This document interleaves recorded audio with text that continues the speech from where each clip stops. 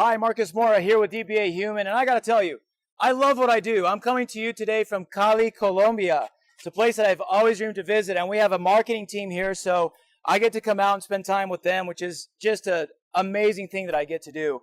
And I want to take some time while I'm here to talk to you and share a couple things with you. A lot of you guys have asked me, how did we find our ideal audience on LinkedIn and Facebook and do so well? And the funny thing is I guess you'd expect this video to be taken in front of, with LinkedIn right there where I'm showing you.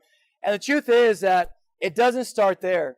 So I want to share with you 3 key principles that we use to be able to identify our ideal prospect, our dream client, and generate about 2.7 million in gross revenues from LinkedIn marketing. So here we go. The first step that I need you to do is I need you to start thinking about your leads as people. It's really why we call the company DBA Human, because our job as marketers is not to generate leads. It's not. It's actually to reach people. And the problem is that when we start our marketing efforts, we want to drive leads. And we forget that we're really trying to get people to respond to what we're saying, to respond to what we have to offer them. And the only way to do that is for you to switch your thinking into, they're not leads, they're people. And so what we did is we actually came up with a name. And I want you to do that in step 1. Come up with a name of your prospect. If it's a male, what's that person's name? If it's female, what's that person's name? When we started this in our LinkedIn marketing, there was John, right? And John was the person. And we knew everything about John. We sat down and there were several nights where we'd talk about who is John, right? What career does he have? How much money does he have in the bank? Where did he go to school? Did he get a bachelor, MBA? Is he a master's? Or what did he do out of his life? Is he married? Is he single? How much money does he make every year? What type of companies does he work for? Does he work for an IBM? Or does he work for a Merrill Lynch? Or is he an entrepreneur? Who is John?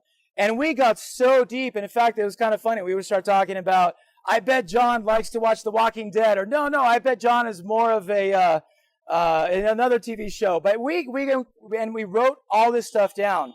And John, I need to find more Johns, right? I need to find more Susans. And it wasn't, I need to generate more leads.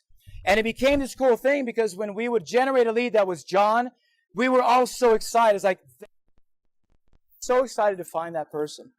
So that's the first thing you absolutely have to do before you write anything on your landing pages, on your downloadables, on your content.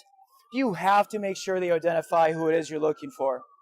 All right, now, once you've done that and you have this person, we actually plastered on the wall. You had a picture of John. I had all this written up. I blew it up. I had it on the wall. The next thing I want you to do is step 2. I need you now to start identifying what is John's pain points. Now, I know some people get a little crazy about this. You start to think, I don't want to exploit pain. There's a cop behind me. You probably hear that. That's so cool about being out here in Cali. It's an ambulance, actually. But this is what's so cool about knowing who you're looking for is you can start to identify their pain points. And you don't need to feel like you're exploiting. Because think about this. Let's say, and I'll give you my example. John was somebody that I was looking to sell a $45,000 high-ticket item. It was a franchise. And it would cost $45,000 for him to buy the franchise that I had. And what I knew is that John had spent probably 20 years of his career in this certain company or in a certain industry.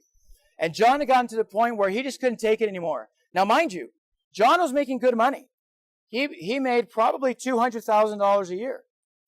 But what happened is John was just sick and tired of his job, of his career, because he felt like he'd always be a salesman or an executive or a middle manager, that he would never have more time with his family, that he would never have more autonomy. And so I knew John's pain point. I knew that was important to him. And so I knew what that pain point is. Also, if you think about what I'm describing, I knew where John wanted to go because John had a pain point and he wanted to go somewhere else. And then we were able to describe that. So with your ideal client, once you describe them, you now can start to figure out what their pain point is, what their frustrations are, what's keeping them up at night, and then start to identify those things. And everything that you produce, everything that you write, every video you make, everything you present to John is a solution to that problem. And that's where your sales goes from being slimy, and pitchy to just solution to a problem. All you're saying to John or to your prospect is, John, I think you have this problem or this pain point. And you know what? I believe that my system, product, brand, concept is exactly what you need. And all I'm doing is I'm inviting you to check it out for yourself. If what I have is the right thing to solve your pain, to take that pain away. And the more latent that pain is, the more room you'll have to be able to serve your community. Because we're talking about a pain that's not I woke up this morning and gosh, I really would like to go do something else. It's usually if you have a great product or service or brand, if you have something transformational, it's going to be something that John or your prospect has been feeling for a very long time. They wake up in the morning with it in their gut. They feel it every day. And you are just providing a solution. So step 1, identify them. Go deep. Step 2, I want you to really find out what their pain point is. Step 3, I want you to position your brand and really think about, does your service, brand, product, what you have to offer, does it solve John's pain point? It doesn't put a Band-Aid on it. It kills that pain point. It annihilates it. Your product's going to make so that that pain point is not only gone, but John gets to go where he wants to go. That's where your product becomes so valuable that when John sees any content about it, it proverbially punches him in the face. He cannot help but learn more about it. But you have to be honest with yourself. If you identified your ideal dream client, you know what their pain point is, and you look at your product and you go, it's all right. It's okay. Then no dice. You're going to spend a ton of money on ads. John's going to click on it, and you're going to say, what happened? You know what? Google advertising doesn't work. Facebook doesn't work. Not true. What doesn't work is offering something to somebody who doesn't need it, whereas their pain point is not solved. And by the way, when you're able to solve a pain point, you're able to charge a premium. Because, and this is kind of a funny thing, nobody goes to a Mercedes lot and drives out with a Mercedes and says, I hope this car works. I hope this thing doesn't fall apart. And they paid a premium for that product. They drive out proud because they are now in a product that they love that solves their pain point of wanting to drive a Mercedes. So think about your product. If you have something revolutionary, something that is just damn near amazing for your ideal prospect, ideal client, this 3-step process works.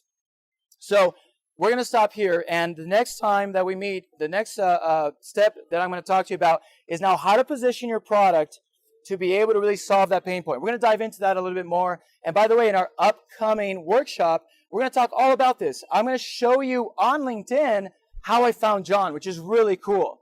We're going to find exactly when you do this, I'm going to show you how to go to LinkedIn and Facebook, and it's going to transform your marketing. So, looking forward to part 2. This place is beautiful. It's awesome that we get to do this.